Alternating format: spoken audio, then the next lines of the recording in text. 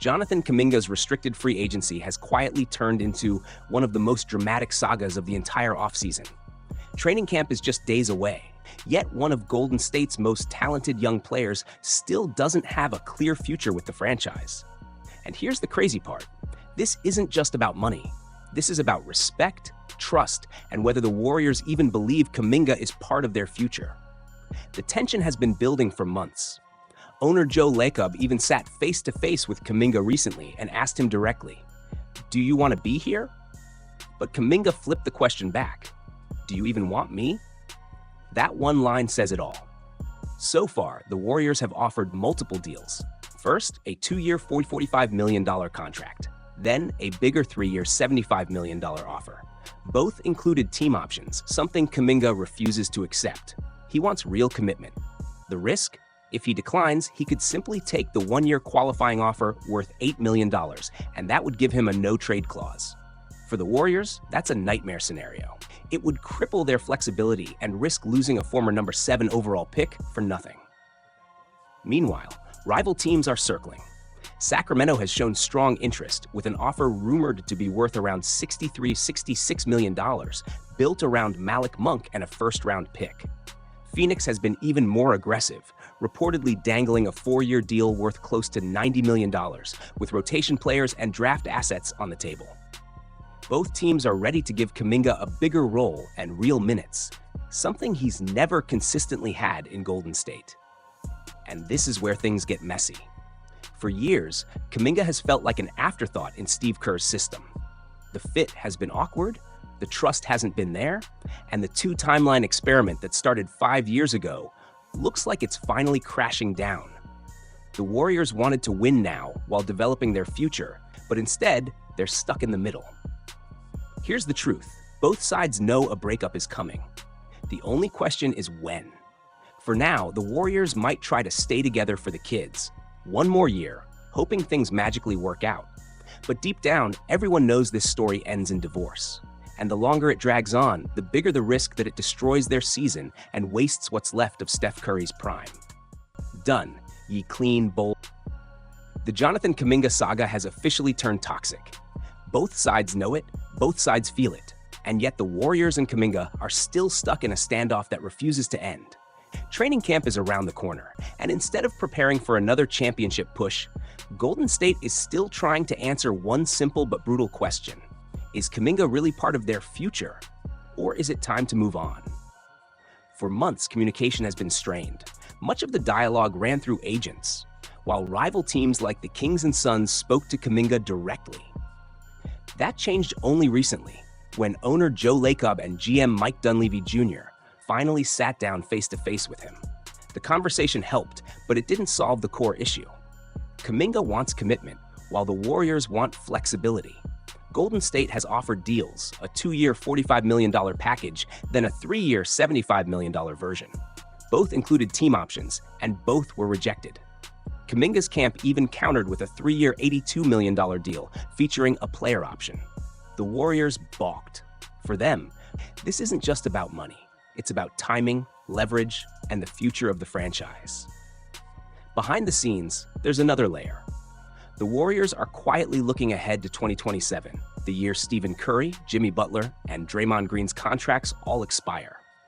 That summer, the team expects to have a clean cap sheet and a rare reset opportunity.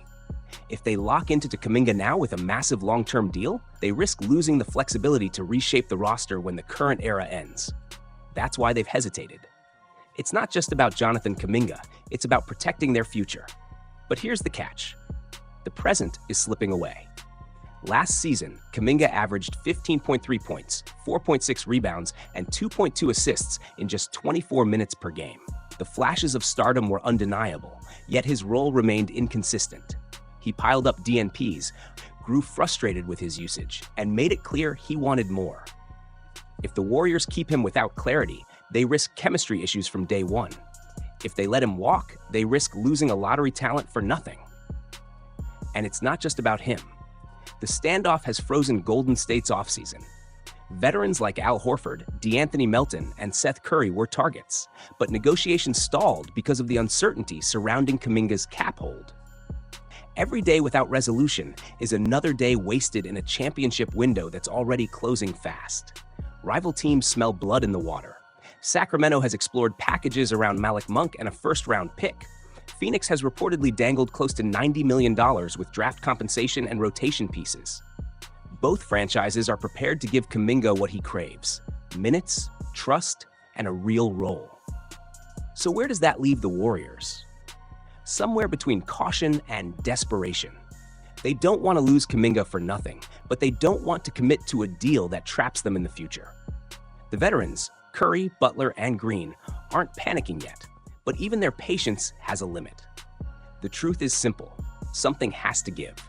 Either Kuminga accepts a shorter, team-friendly deal, or Golden State finally cuts ties and moves forward. Until then, every day this stalemate drags on threatens not only the Warriors' offseason, but the legacy of their dynasty itself. The Jonathan Kuminga contract standoff has gone from frustrating to downright toxic. Training camp is almost here, yet Golden State and their 22-year-old forward are still stuck in limbo. And this isn't just about numbers on paper anymore. This is about trust, identity, and whether the Warriors truly see Kuminga as part of their future. For weeks, the tension has grown louder.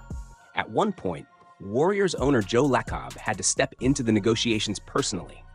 Sitting across from Kuminga, he asked a blunt question: "Do you want to be here?"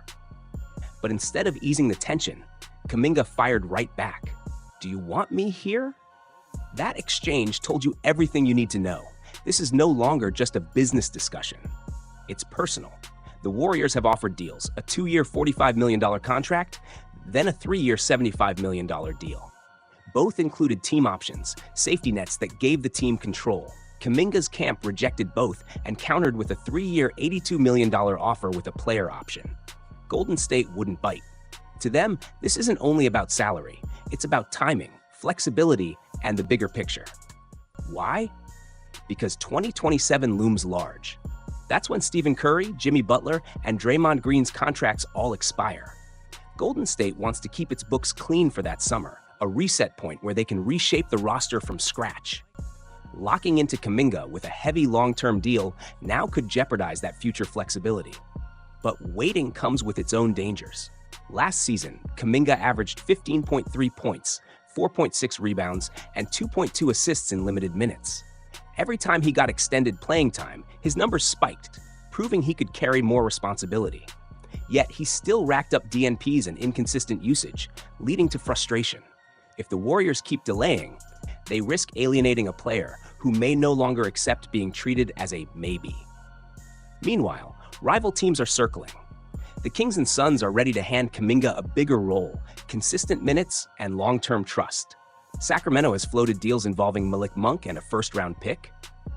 Phoenix is rumored to be willing to offer close to $90 million with additional assets.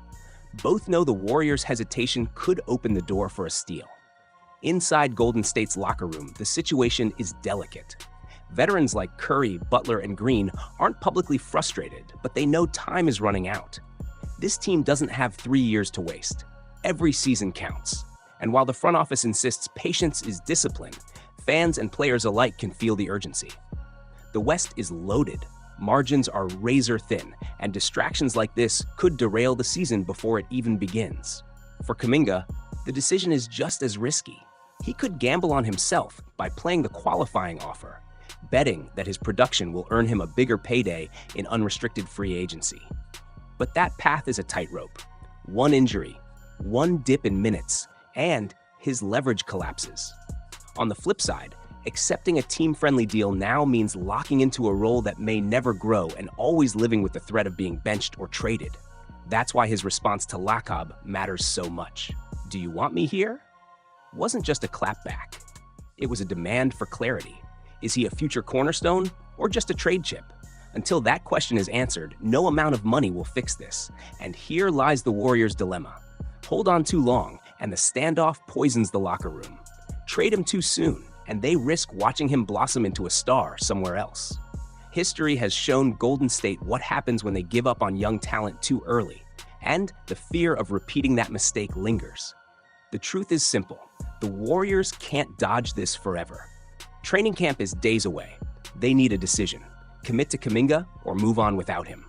Because dragging this out any longer doesn't just threaten their season, it threatens the dynasty's final chapter. And as Curry enters what could be his last elite years, the margin for error has never been smaller. Jonathan Kuminga has made his position clear. He wants to be valued, trusted, and empowered. Now the ball is in Golden State's court. The only question is, will they answer or will they stall until it's too late?